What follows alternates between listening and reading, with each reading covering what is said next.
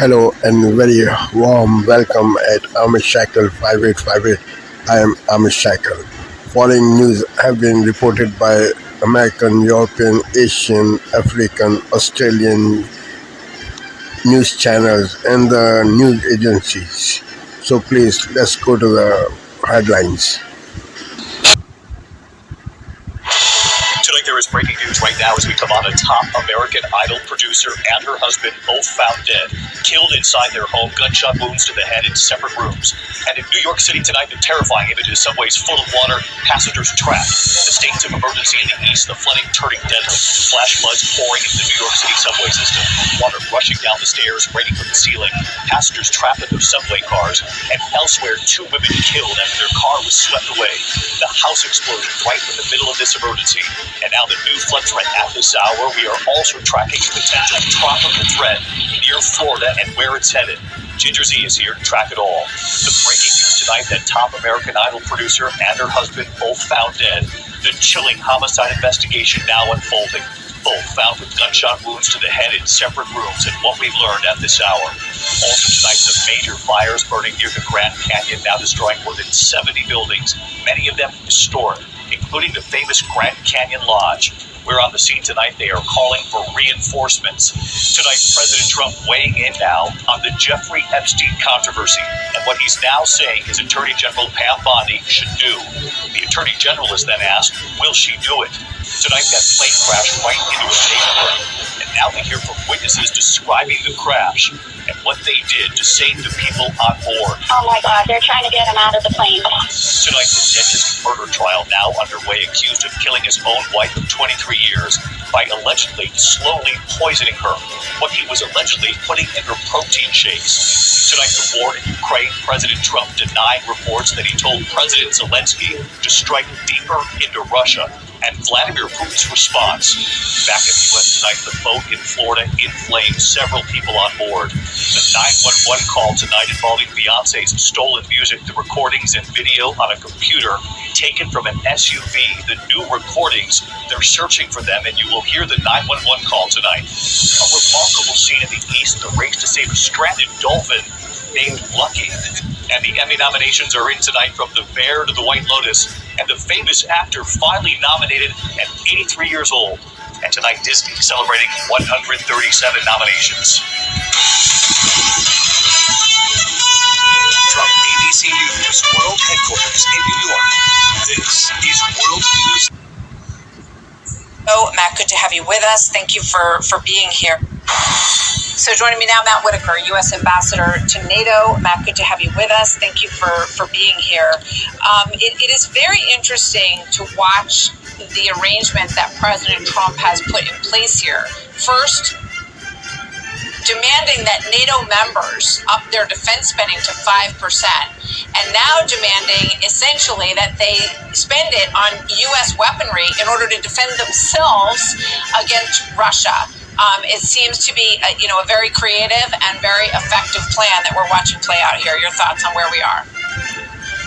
Well, it's good to be with you, Martha. First, I don't think it was demanding anything. I think Europe wants to take over the traditional defense of Europe. And they should. It takes the burden off the American taxpayer. It's what President Trump ran on and promised, and he's delivered. And now it's the next natural extension, and that is that they would pay for the defense of Ukraine, which wants to be a part of the EU, wants to be a part of Europe. And so ultimately, this is, again, an America First foreign policy statement that is good for Europe, it's good for the United States, and it delivers, middle-class jobs. Because the reality is right now in Europe, they can't manufacture the armaments required on the battlefield of Ukraine or on the battlefield if there was potential war in Europe. So the United States is the premier manufacturer of these weapon systems, and they're going to deliver them to Europe, and Europe's going to pay for them. And it's a really smart way to go about it. So in terms of this 50-day window, that after which Russia would have these really forceful sanctions put on them, and it's in legislation by Senator Lindsey Graham and Senator Blumenthal, the president seems to want to have in that bill what they're calling optionality, so that if the bill passes, it would be up to the president to decide whether or not he wants to impose these sanctions based on behavior from Russia. Is that right? And what's your sense? Is he going to get that into that bill? Well, under the Constitution, the president is the person who exercises foreign policy for the United States of America, and any bill that could help him exercise that foreign policy authority should give him full flexibility to dial up or dial down sanctions or any other tariffs at his desire and at his will, because that's how he's going to ultimately bring a peace on the battlefield. But what's most important in this whole thing is it needs to be understood that the only way Russia cuts this of selling, and the only way they sell oil is through their shadow fleet to places like India, Brazil, and most importantly China, who are continuing to enable after its funnel being to those Americans. So into the other billion held in the West, is there any suggestion that NATO would approve unfreezing those them as part of the money for the war against?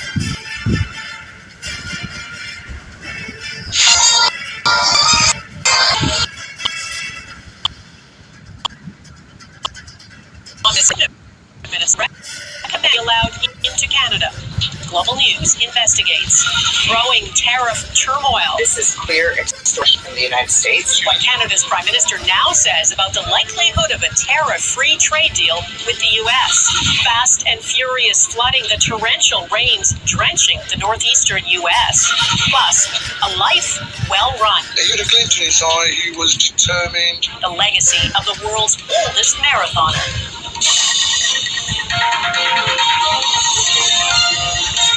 Global National with Donna Friesen. Good evening and thanks for joining us. We begin tonight with a Global News investigation into something Canada's Public Safety Minister did before he was appointed to a senior role in Prime Minister Mark Carney's government. Court documents reveal Gary Anandasangari, an MP from the Toronto area, wrote letters in support of an immigration application by a man who officials had already determined was a member of a terrorist organization. The man is Sri Lankan, and authorities believed he had ties to the Tamil Tigers, a group that fought a long civil war against the Sri Lankan government. Critics call it a serious lapse in judgment by a man who is now in charge of public safety in Canada. Jeff Semple has our top story tonight. Gary Anandasangari was sworn in last spring as Canada's Minister of Public Safety, in charge of the country's national security agencies. But court documents obtained by Global News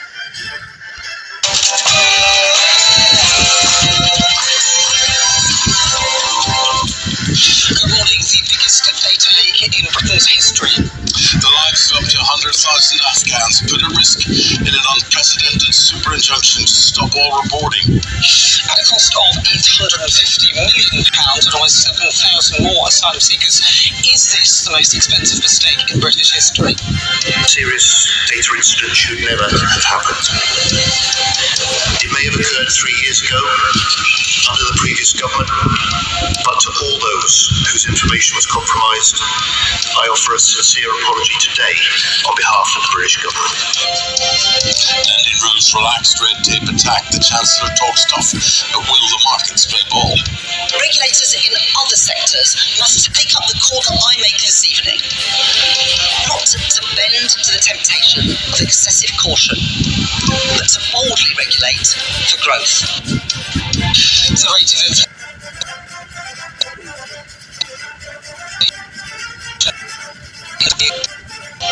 should migrants be able to claim universal credit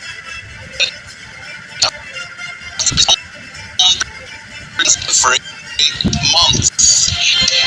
A schoolgirl who made headlines after teachers forced her out of the classroom for wearing a Union Jack dress speaks out on GB News. Me not being allowed to read my speech it's really upset me and it's embarrassed me as well because I prepared it and I really wanted to share it to my school.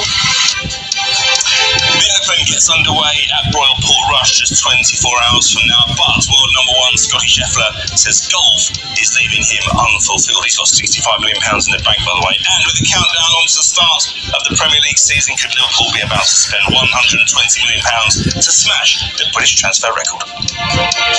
It's a drier and warmer day for many, but not everywhere. That's because there is some rain pushing into parts of the southwest. I'll have the details coming up. It's just gone 7 o'clock. 7 o'clock. Watching everything. Good morning, I'm Eamon Holmes. And I'm Nana Okoye, and this is GB News Breakfast.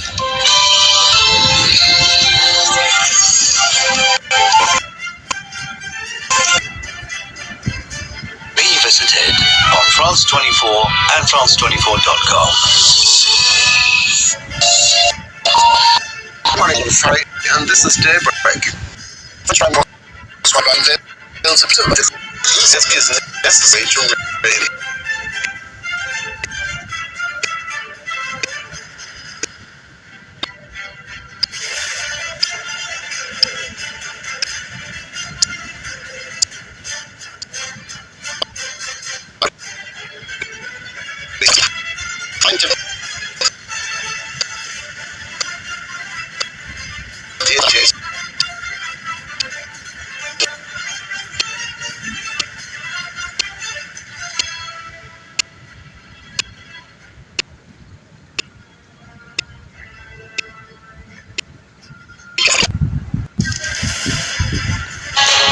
It's 7 o'clock, you're watching Breakfast on Sky News. This morning we reveal how online child sex offenders are receiving more support.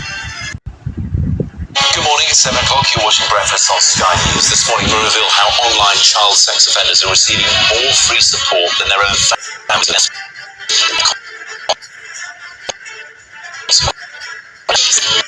A shocking data breach affecting thousands of Afghans will be joined by the Defence Secretary John Healey in just a few minutes. It is Wednesday, July. Experts call for the children of child sex offenders to be recognised as victims as well, so they can access much needed support that they are currently getting. I turned to drugs. I was doing lots of class A's and B's and going out all the time. I guess because it was just a form of escape. Next, tens of thousands of Afghans were now at risk after the catastrophic data breach with successive governments. President Trump will question the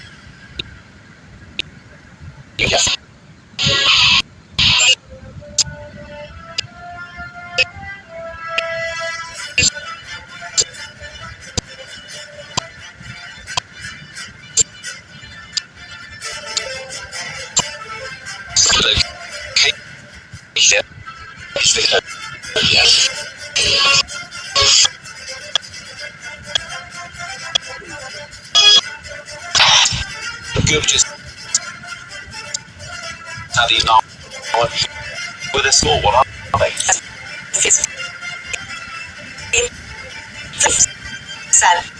It's gone up front, 4% actually higher than economists expecting. Economists thought it might be 4%. So actually start with this timing.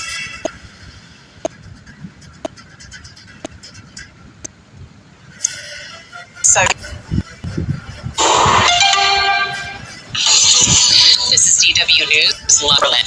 Reports suggest that the U.S. has asked Israel to stop its airstrikes on forces. The U.S. official tells the news outlet Axios that the White House in Syria, which has seen hundreds killed in recent days.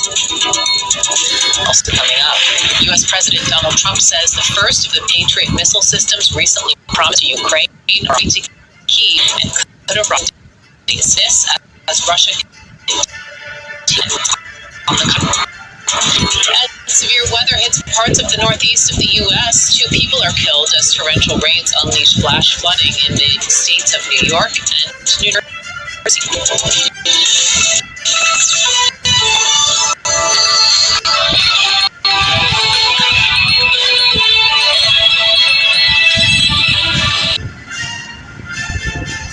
On ABC TV and ABC iView.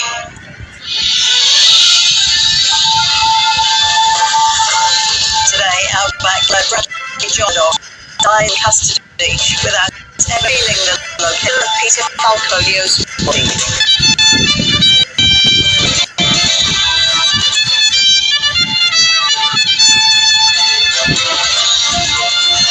The federal government to fast-track child legislation cuts funding to centres not meeting safety standards. Prime Minister strips Australia's economic ties with China at the Great Wall. And Kate Blanchett nominated Best Actor for disclaimer.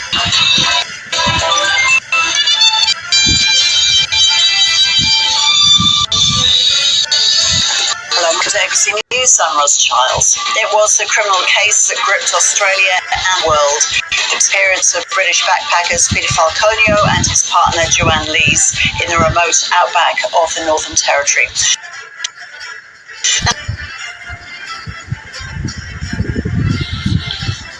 This is Asia Now. Good afternoon. It's 2 p.m. in Singapore and Hong Kong, 11:30 at 1 o'clock in Jakarta. I'm Ilakia Silveraji. Your headlines this hour. Sales a landmark US-Indonesia trade deal, slashing proposed tariffs to 19%. Well, the pact includes his commitments from Jakarta. The US leader hints more deals with other countries are close. Australia is signaling a deepening of ties with China as Prime Minister Anthony Albanese concludes high-level talks in Beijing. The meetings underscore the strategic importance of bilateral relations. NVIDIA CEO Jensen Huang says it's crucial for U.S. firms to establish roots in the highly demand in China. The AI giant had said a day earlier it will resume sales of its H20 chips in the Asian nation.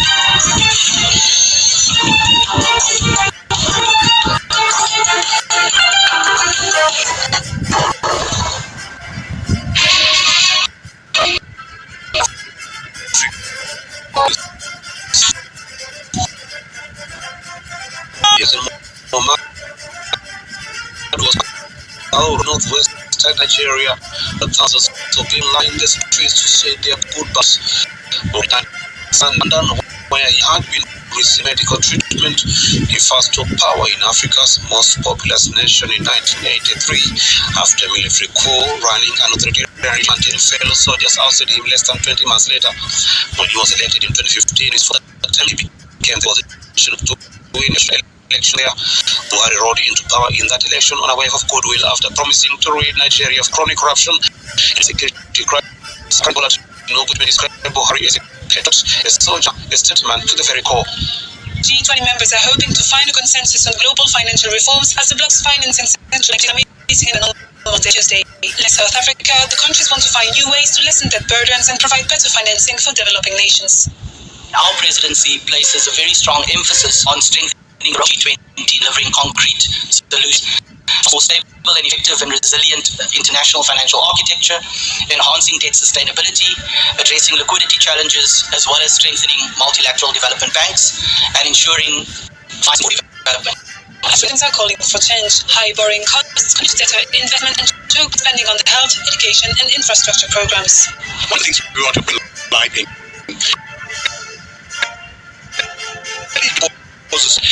and to provide more runway that our predecessors have done in taking the debt issues further. Developing nations also believe the current financial system is one of the root causes for persisting inequalities. They hope reforms could help achieve simple development goals. This global financial analytics very well ranked crisis that find ourselves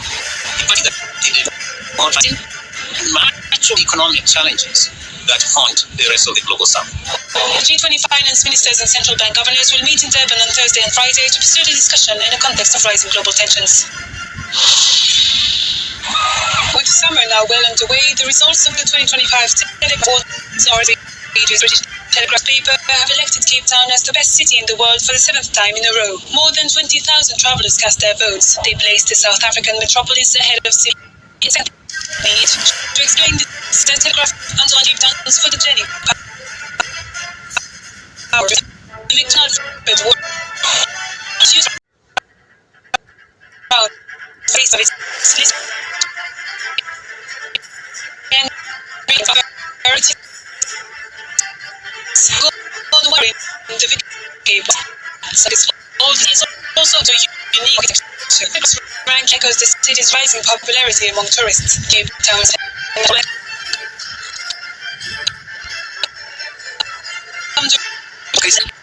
expected to slow to 4% next year, down from 4.4% in 2025.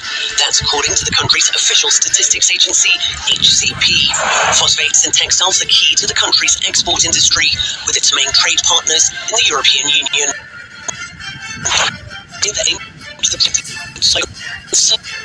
Trade that will limit foreign demand for Moroccan goods. HCP also increased 0.9% of GDP as domestic demand continues to drive imports. In better news, the fiscal deficit is forecast to narrow to 3% of GDP, with their tax revenue helping to offset increased government spending. Thousands of Afghans have been secretly resettled in the United Kingdom after a leak of personal information raised fears that the Taliban could target them, the British government revealed on Tuesday. The UK said it is closing the resettlement program, which is expected to affect about 6,900 people. Mr. Speaker, this serious data incident should never have happened. It may have occurred 3 years ago under the previous government, but to all those whose information was compromised, I offer a sincere apology today on behalf of the British government. And I trust the Shadow Defence Secretary, as a former Defence Minister, will join me in this. The data breach occurred under a Conservative government in 2022. Authorities only became aware of it 18 months later. A court order had barred the media from disclosing the leak.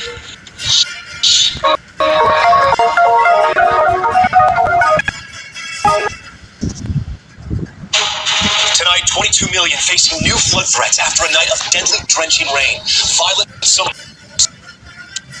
into rivers, rushing water past its windows, cars submerged, people. Water flooded the New York City subway system as passengers were on trains. Also breaking tonight, the Speaker of the House has done all Epstein files to be released as Attorney General Pam Bundy is pressed by our reporter. 24 hours. But now Ukraine, the new report. If Ukraine could reach Moscow with their missiles. Now Trump saying he doesn't want the Russian capital bombed. Here's Simmons in Russia tonight. The stunning indictment in the killings and shootings of those Minnesota lawmakers. Court documents say the gunman dressed as a police officer confessed to the crimes. The new details about one couple who shielded their daughter from the assassin's bullets. Now on trial, a dentist accused of killing his wife with poisoned protein shakes. Prosecutors allege he searched online how many grams of pure arsenic will kill a human. The River Inferno, the sailboat up in flames, the Good Samaritan who saved 5 lives. This is NBC Nightly News with Tom Yamas.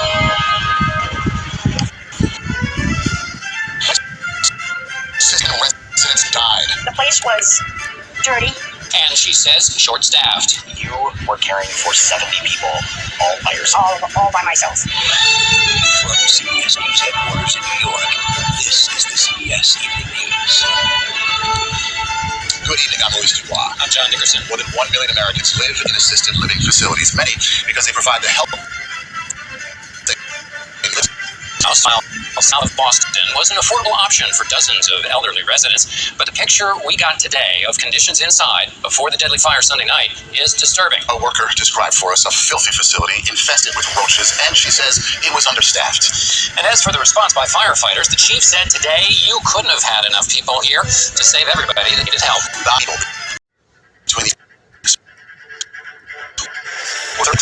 Tom Hinton is in Fall River, Massachusetts with the latest. Good evening, I'm William Brangham. Jeff Bennett and Amna Navaz are away. On the News Hour tonight, a slight uptick in inflation muddies the economic waters as the Fed chair faces White House pressure to lower interest rates. The president's reversal on arming Ukraine sparks debate about the best way to end the war. And we travel to Kenya to see how USAID projects to bring water and hope to a drought-ridden land are now in peril. with the pullout of USAID, there will be like a lot of dire consequences in terms of health. People will even die.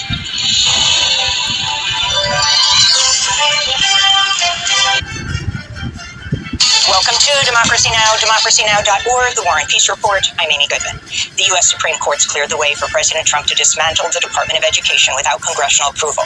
The unsigned ruling paves the way for Trump to lay off 1,400 workers at the agency. The court's 3 liberal justices dissented.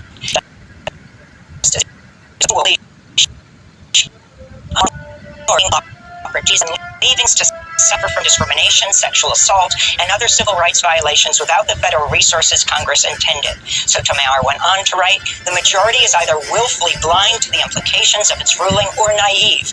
Either way, the threat to our Constitution's separation of powers is grave, she wrote. In other education news, 24 states and the District of Columbia have sued the Trump administration for freezing nearly $7 billion in previously approved education grants. Part of the funding would have helped schools offer free or low-cost after-school programs. Thank you for watching Amish Shakil 5858. I am Amish Shakil. I hope you will visit again. Have a good life. Bye-bye.